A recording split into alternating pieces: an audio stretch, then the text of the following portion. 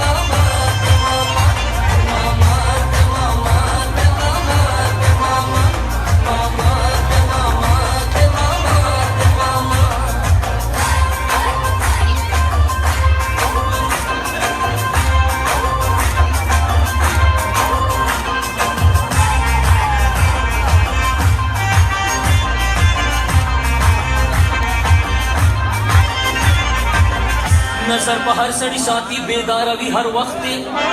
وری ورسره ولاړ وي لکه ښایسته د چنار لښتې که ضد دې ورسره وکړو نو بیا به ترڼه تختې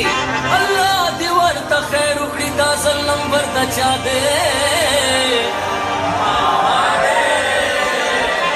او که نه ماما